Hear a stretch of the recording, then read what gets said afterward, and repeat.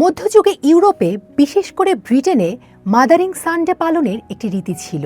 আধুনিককালে আমরা যে মা দিবস পালন করি তার কৃতিত্ব যুক্তরাষ্ট্রের ফিলাডেলফিয়ার আনা জার্ভিসের। ইথিওপিয়ায় মা দিবস উদযাপিত হয় বর্ষা মৌসুমের শেষে অ্যান্ট্রোস্ট উৎসবের মাধ্যমে। জাপানে একসময় সম্রাজ্ঞী কোজুনের জন্মদিনে মা দিবস পালন করা হতো।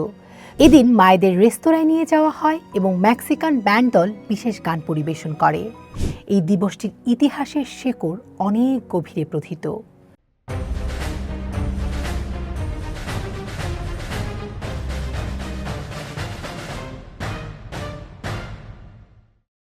পৃথিবীর সবচেয়ে পবিত্র ও মধুর শব্দ হল মা।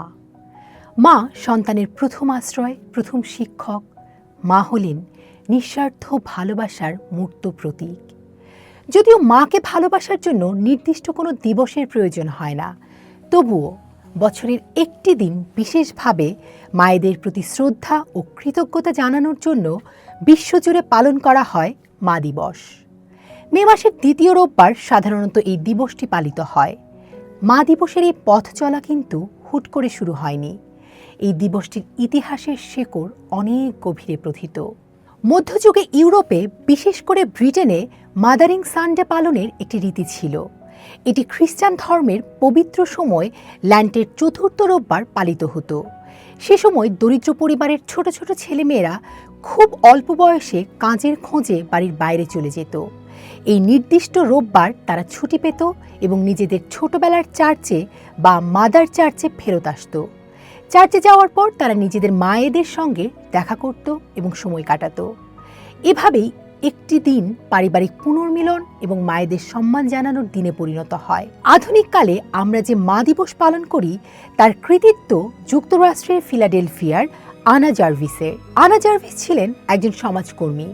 তার মা আনা রিভস জার্ভিস ওয়েস্ট ভার্জিনিয়ায় মায়েদের জন্য ডে ওয়ার্ক ক্লাব প্রতিষ্ঠা করেছিলেন। তার লক্ষ্য ছিল শিশু মৃত্যু হার কমানো এবং মায়েদের স্বাস্থ্য সচেতনতা বৃদ্ধি করা। আনা রিভস জার্ভিস তার জীবদ্দশায় নিজের 9টি সন্তানকে হারিয়েছিলেন, যা তাকে মা ও শিশুদের সেবায় উদ্বুদ্ধ করে। 1905 সালের 9 মে আনা রিভস জার্ভিস মারা যান।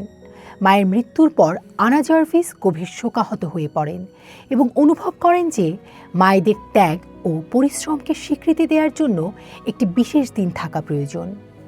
1907 সালের 12 মে, যা ছিল তার মায়ের মৃত্যুর কাছাকাছি সময়ের একটি রোববার, আনা গ্রাফটনের একটি চার্চে তার মায়ের স্মরণে একটি সভা আয়োজন করেন। তিনি সেখানে সাদা কার্নেশন ফুল বিলি করেছিলেন, যা ছিল তার মায়ের প্রিয় ফুল। এরপরের কয়েক বছর তিনি দিবসটিকে জাতীয় ও আন্তর্জাতিকভাবে স্বীকৃতি দেওয়ার জন্য প্রচারণা চালায়। তার প্রচেষ্টার ফলে 1914 সালে তৎকালীন মার্কিন প্রেসিডেন্ট উইড্রো উইলসন মে মাসের দ্বিতীয় রোববারকে সরকারি ছুটির দিন হিসেবে ঘোষণা করেন মা দিবস হিসেবে। মা দিবস এক এক দেশে এক এক সময় এবং ভিন্ন ভিন্ন আঙ্গিকে পালিত হয়। যেমন ইথিওপিয়ায় মা দিবস উদযাপিত হয় বর্ষা মৌসুমের শেষে অ্যান্ট্রোস্ট উৎসবের মাধ্যমে।